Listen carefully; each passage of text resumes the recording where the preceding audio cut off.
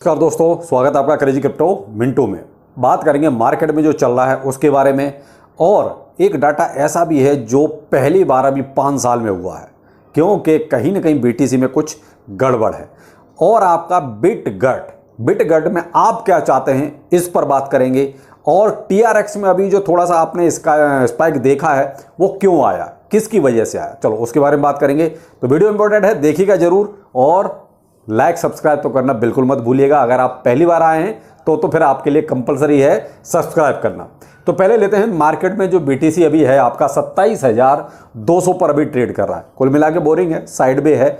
Sentiment आपके confusion वाले हैं, एक तरह से न नेगेटिव न पॉजिटिव, यानी कि अपना फियर एंड ग्रीड इंडेक्स एक तरह से बीच में आके खड़ा हो गया। लेकिन यहाँ अगर ओवरऑल जो कंडीशन है वो कंडीशन आपकी देखिए नेगेटिव की तरफ ही ज़्यादा जाती है। जो भी फाइनेंशियल चीज़ें चल रही हैं उसके अकॉर्डिंग अगर देखते हैं तो फिर मामला नेगेटिव ज़्यादा है बजाय पॉजिटिव के। इसीलिए देखिए कुछ ना कुछ अभी जो मार्केट में आप देख रहे हैं इस वो कहते हैं स्थिरता आ गई है, यानी कि ठहर गया है। तो वही वजह है कि कहीं ना कहीं सबको एक वो कहते हैं ग्रीन सिग्नल चाहिए, तो वो अभी इकोनॉमी से कहीं से भी मिलता नहीं दिख रहा है। और जब तक इकोनॉमी में देखिए थोड़ा सा इजाफा नहीं होगा तब तक आपके कुछ भी काम का नहीं है। और बीटीसी में आपका देखिए अभी एक ऐसा डाटा हो गया है, क्या कहेंगे भाई, निकल गया माल, यही कहेंगे कि 5 साल में पहली बार एक्सचेंजों पर जो अभी बीटीसी है वो सबसे कम है।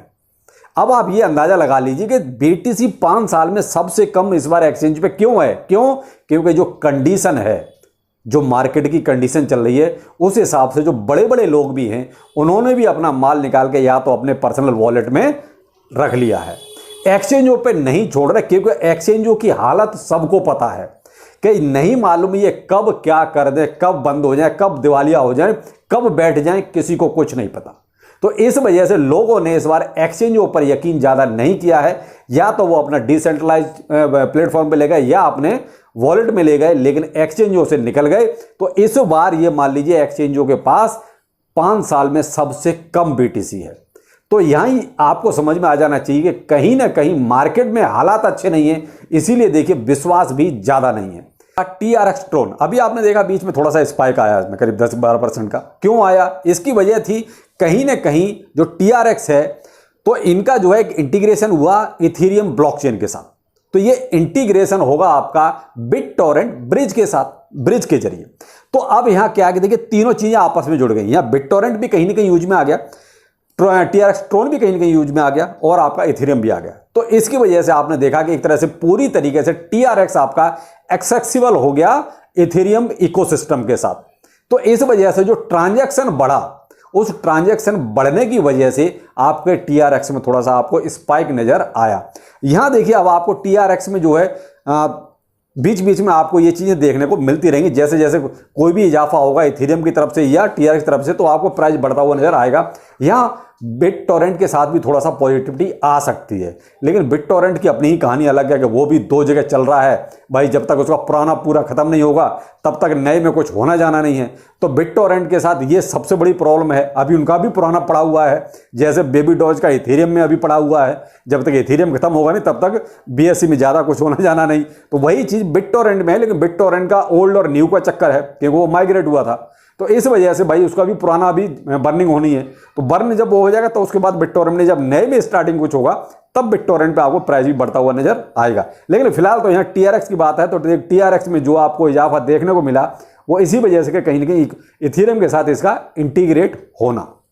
अब यहां पर आपने ही पूछा है, कई सारे कमेंट थे, तो देखो मैं आपसे ही पूछना चाहूंगा कि कोई भी हम चीज आगे स्टार्ट करें उससे पहले अच्छा है कि अपनी कम्युनिटी से थोड़ा पूछ लिया जाए।